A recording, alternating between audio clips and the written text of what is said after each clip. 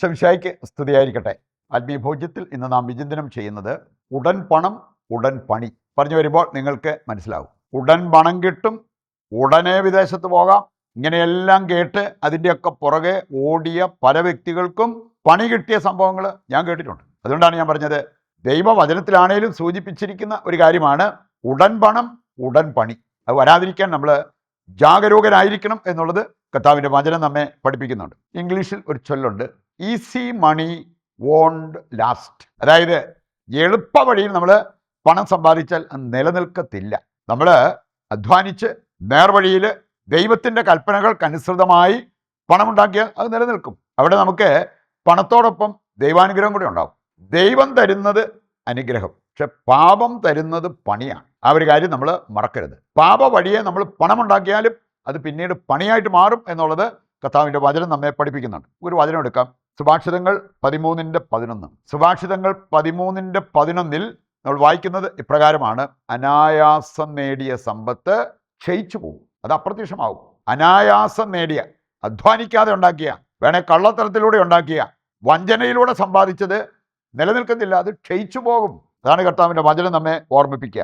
സുഭാഷിതങ്ങൾ 12:11 നമ്മൾ വായിക്കുന്ന ഒരു കാര്യമുണ്ട്: അധ്വാനിച്ച് ഭക്ഷിക്കണം. അങ്ങനെയുള്ളവർക്ക് അതിൻ്റെതായിട്ടുള്ളൊരു സുഖം ഉണ്ടാവും. അധ്വാനിച്ച് സമ്പാദിക്കുക, അധ്വാനിച്ച് സ്പെൻഡ് ചെയ്യുക, അധ്വാനിച്ച് ഭക്ഷിക്കുക. 2 തെസ്സലോനിക്ക 3:10 വായിച്ചാൽ അവിടെ പറഞ്ഞിട്ടുണ്ട്, അധ്വാനിക്കാത്തവർക്ക് ഭക്ഷിക്കാൻ അവകാശമില്ല. അപ്പോൾ അതുകൊണ്ട് നമ്മൾ ആരാണെങ്കിലും ഏത് ജീവിതാന്തസ്സിലാണെങ്കിലും അധ്വാനിക്കുന്നവരായിട്ട് മാറണം. നമ്മുടെ സാഹചര്യത്തിൽ ചെയ്യാവുന്ന ജോലികൾ നമ്മൾ ചെയ്യണം. അലസരായാൽ സാത്താൻ്റെ പണിപ്പുരയായിട്ട് നമ്മൾ മാറും. അങ്ങനെയുള്ളവരുടെ ഭവനവും സാത്താൻ്റെ ഒരു പണിപ്പുരയായിട്ട് മാറും. സുഭാഷിതങ്ങൾ 18:9 വചനം എടുത്താൽ അവിടെ പറഞ്ഞിട്ടുണ്ട്, മടിയൻ മുടിയൻ്റെ സഹോദരനാണ്. അപ്പം അതുകൊണ്ട് അങ്ങനെ ഒരു കാര്യത്തിലേക്ക് നമ്മൾ പോകരുത്, മടി പിടിച്ചിരിക്കരുത് എന്ന് കർത്താവിൻ്റെ വചനം നമ്മെ ഓർമ്മിപ്പിക്കുക. രണ്ടാമതായിട്ട് നമ്മൾ കാണുന്നത് കറ പുരണ്ട പണം. അത് നമ്മുടെ ജീവിതത്തെ പോലും കറ പിടിപ്പിക്കും. നമുക്കറിയാലോ, നല്ല സാധനങ്ങളുടെ കൂടെ ഒരു ചീത്ത സാധനം എടുത്തിട്ട് കഴിഞ്ഞാൽ ആ നല്ല സാധനങ്ങളൂടെ കുറച്ച് കഴിയുമ്പോഴത്തേക്കും ചെയ്യാൻ തുടങ്ങും. കറ പുരണ്ട പണം നമ്മുടെ കയ്യിലേക്ക് വന്നാൽ നമ്മുടെ ജീവിതത്തെ പോലും അത് കറ പിടിപ്പിക്കും. നമുക്ക് ഏതാനും വചനങ്ങൾ എടുക്കാം. പ്രഭാഷകൻ 13:1 മുതൽ വായിച്ചാൽ, കീൽ തൊട്ടാൽ കറ പിടിക്കും. ഇതുപോലെ അഹങ്കാരികളോട് ചേർന്നാൽ നീ അഹങ്കാരിയായി മാറും. പാപികളോട് ചേർന്ന് പാപപ്രവൃത്തിയിൽ നമ്മൾ സഹകരിച്ചാൽ നമ്മൾ പാപികളായിട്ട് മാറും, അവരെ പോലെ തന്നെ. അപ്പം അത് നമ്മൾ സൂക്ഷിക്കണം എന്ന് വചനം പഠിപ്പിക്കുക. പ്രഭാഷകൻ 13:24 വായിച്ചാൽ, നമ്മുടെ സമ്പത്ത് എപ്പോഴും പാപവിമുക്തമായിരിക്കണം. പാപക്കറയുള്ള സമ്പത്ത് നമ്മൾ അധ്വാനിച്ചുണ്ടാക്കിയ സമ്പത്തിൻ്റെ കൂടെ കൊണ്ട് ഇട്ടാൽ പോലും അതിലൂടെ കറ പിടിക്കും. വീണ്ടും പ്രഭാഷകൻ 29:13 വായിച്ചാൽ, അത്യുന്നതൻ്റെ കൽപ്പനയനുസരിച്ച് മാത്രമേ സമ്പത്ത് ശേഖരിക്കാവൂ. നമ്മൾ ഈ സമ്പത്ത് ഉണ്ടാക്കുമ്പോൾ ഒരു കാര്യം ശ്രദ്ധിക്കണം, ഇത് ദൈവം അനുവദിക്കുന്നതാണോ, വചനം അനുവദിക്കുന്നതാണോ, അതോ അനുവദിക്കാത്ത മാർഗത്തിലൂടെയാണോ ഞാനിത് നേടിയെടുക്കുന്നത്? അത് നമ്മൾ ശ്രദ്ധയുള്ളവരാകണം. മൂന്നാമതായിട്ട്, അനർഹമായ സന്തോഷം കൈവശം വെച്ചാൽ അത് നമ്മുടെ സന്തോഷത്തെ കവരും. അനർഹമായ സമ്പത്ത്, നമുക്ക് അർഹമല്ലാത്ത സമ്പത്ത്, അങ്ങനെ ഒരു കാര്യം കൈവശം വെച്ചാൽ നമ്മുടെ സന്തോഷം പതുക്കെ പടിയിറങ്ങും. സന്തോഷമാണ് നമുക്ക് വേണ്ടത് എങ്കിൽ, ആത്മീയമായിട്ടുള്ള ആനന്ദമാണ് നമുക്ക് വേണ്ടത് എങ്കിൽ, ഈ അനർഹമായിട്ടുള്ള സമ്പത്ത് അത് നമ്മൾ ശേഖരിക്കാൻ പോകരുത്. യാക്കോബ് ശ്ലീഹ 5-ാം അധ്യായം 4 മുതൽ വായിക്കുമ്പോൾ അവിടെ പറഞ്ഞിട്ടുണ്ട്, പാവപ്പെട്ടവർക്ക് കൊടുക്കേണ്ടിയിരുന്ന കൂലി അത് കുറച്ച് കൊടുത്തിട്ട്, അതല്ലെങ്കിൽ അവർക്ക് കൂലി കൊടുക്കാതിരുന്നിട്ട് ഞാൻ എൻ്റെ സമ്പത്ത് വർദ്ധിപ്പിച്ചു. നിന്റെ ഹൃദയത്തെ നീ കൊലയുടെ ദിവസത്തേക്ക് വേണ്ടി കൊഴുപ്പിക്കുകയാണെന്നാണ് വചനം പഠിപ്പിക്കുക. അപ്പം അങ്ങനെയുള്ള ചൂഷണം അതെവിടെ നമ്മളെ കൊണ്ട് എത്തിക്കും? നിയമാവർത്തനം 23:18 വചനം വായിച്ചാൽ അവിടെ പറഞ്ഞിട്ടുണ്ട്, വേശ്യയുടെ വേതനമോ നായയുടെ കൂലിയോ ആലയത്തിലേക്ക് കൊണ്ടുവരരുത്. ദൈവത്തിന് അങ്ങനെയുള്ള സംഭാവനകളൊന്നും വേണ്ടെന്ന്. വേശ്യയുടെ വേതനം, നായ എന്ന് പറഞ്ഞാൽ ആൺവേശ്യ, അതുമൂലം ഉണ്ടാക്കിയ സമ്പത്ത് അത് ദൈവം സ്വീകരിക്കുന്നില്ല എന്നുള്ളത് വചനം പഠിപ്പിക്കുക. പ്രഭാഷകൻ 21:8, അന്യൻ്റെ പണം കൊണ്ട് ഭവനം നിർമ്മിക്കുന്നവൻ തൻ്റെ തന്നെ ശവകുടീരത്തിനുള്ള കല്ല് ശേഖരിക്കുന്നവനെ പോലെയാണ്. സുഭാഷിതങ്ങൾ 21:6 വചനം കൂടി എടുത്താൽ അവിടെ പറഞ്ഞിട്ടുണ്ട്, കള്ളം പറയുന്ന നാവ് നേടിത്തരുന്ന സമ്പത്ത് തിരോഭവിക്കുന്ന നീരാവിയും മരണത്തിൻ്റെ കെണിയുമാണ്. അത് നമ്മളെ കൊണ്ട് എത്തിക്കുന്നത് നാശത്തിലേക്കാണ്, അപകടത്തിലേക്കാണ് എന്നുള്ളത് വചനം നമ്മെ ഓർമ്മിപ്പിക്കുക. അവസാനമായിട്ട് നമ്മൾ ചിന്തിക്കുന്നത്, ധനമോഹം അതൊരു അടിമച്ചങ്ങലയാണ്. ധനമോഹം അത് വിട്ടാലേ ഉള്ളൂ രക്ഷയുടെ അനുഭവം നമുക്കുണ്ടാകത്തുള്ളൂ. നമ്മൾ കാണുന്നുണ്ട് ലൂക്ക 19 സക്കേവൂസ് അവൻ്റെ ഭവനത്തിലേക്ക് യേശുവിനെ കൊണ്ടുപോയി. അവൻ കാര്യം അവൻ്റെ സമ്പത്തിൽ പകുതിയൊക്കെ കൊടുക്കാൻ റെഡിയായി.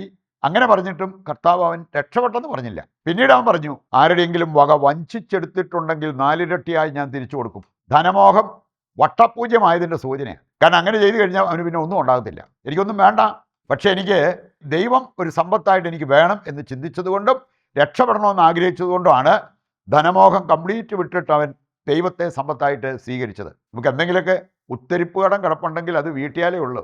മറ്റൊരാൾക്ക് അർഹമായത് നമ്മൾ പിടിച്ചു വെച്ചിട്ടുണ്ടെങ്കിൽ അത് അവർക്ക് കൊടുത്താലേ ഉള്ളൂ രക്ഷയുടെ അനുഭവം നമുക്കുണ്ടാകൂ എന്നുള്ളത് ഈ വചനഭാഗം നമ്മെ ഓർമ്മിപ്പിക്കുക. 1 തീമോത്തി 6-ാം അധ്യായം 6 മുതൽ 10 വരെ വായിക്കുമ്പോഴും ധനമോഹം എന്തെല്ലാം പ്രശ്നങ്ങളുണ്ടാക്കും.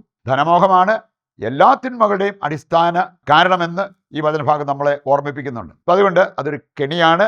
മറ്റു പല കെണിയിലേക്കും അത് നമ്മെ നയിക്കും എന്നുള്ളത് ഈ വചനഭാഗം നമ്മെ ഓർമ്മിപ്പിക്കുന്നുണ്ട്. തിരുത്തേണ്ടത് തിരുത്തുവാനും ഏറ്റെടുക്കേണ്ടത് ഏറ്റെടുക്കുവാനുമുള്ള ഒരു തീരുമാനം നമ്മുടെ ഭാഗത്തു നിന്ന് വന്നാൽ നമുക്കത് വെച്ച് ദൈവത്തിൻ്റെ കൃപയും അനുഗ്രഹവും ഏറ്റെടുക്കാനായിട്ട് സാധിക്കും. ദൈവം നമുക്ക് ഉടൻ സൗഖ്യം തരുന്ന, അതുപോലെ തന്നെ ഉടനടി ശിക്ഷ തരുന്ന പല സംഭവങ്ങളും ബൈബിളിൽ നമ്മൾ കാണുന്നുണ്ട്. അപ്പോസ്തല പ്രവർത്തനം 5-ാം അധ്യായത്തിൻ്റെ കാതലായ സന്ദേശം അതാണ്. അനനിയാസും സഫീറയും അവർ ഒരു കള്ളത്തരം കാണിച്ചു, ഉടനടി അതിനുള്ള ശിക്ഷ അവർക്ക് കിട്ടുന്നത് കാണാൻ പറ്റും. ഈശോയുടെ അടുത്തേക്ക് വന്ന രക്തസ്രാവക്കാരി സ്ത്രീ വിശ്വാസത്തോടെ പ്രാർത്ഥിച്ചു, ഉടനടി അവർക്ക് സൗഖ്യം ലഭിക്കുന്നത് കാണാൻ പറ്റും. കുഷ്ഠരോഗി കർത്താവിനെ സമീപിച്ചു, തൽക്ഷണം അവൻ സൗഖ്യം പ്രാപിക്കുന്നതായിട്ട് കാണാൻ പറ്റും. നമുക്ക് വേണ്ടത് ദൈവം നൽകുന്ന അനുഗ്രഹമാണ്, പാപം തരുന്ന നാശമല്ല. അപ്പം അതിന് എടുക്കേണ്ട തീരുമാനമെടുത്തുകൊണ്ട് നമുക്ക് ദിവ്യകാരുണ്യത്തിൻ്റെ ആശീർവാദം സ്വീകരിക്കും മുമ്പായിട്ട് നമ്മുടെ എല്ലാ പ്രാർത്ഥനാ നിയോഗങ്ങളെയും കർത്താവിൻ്റെ കരങ്ങളിൽ ഏൽപ്പിച്ച് പ്രാർത്ഥിക്കാം.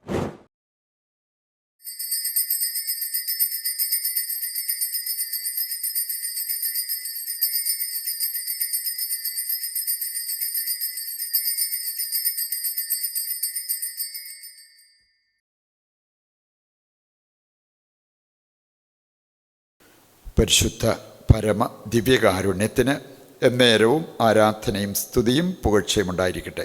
മറ്റൊരു എപ്പിസോഡുമായി നാളെ വീണ്ടും നമുക്ക് ഒന്നിക്കാം. ദൈവം നിങ്ങളെ സമർത്ഥമായി അനുഗ്രഹിക്കട്ടെ.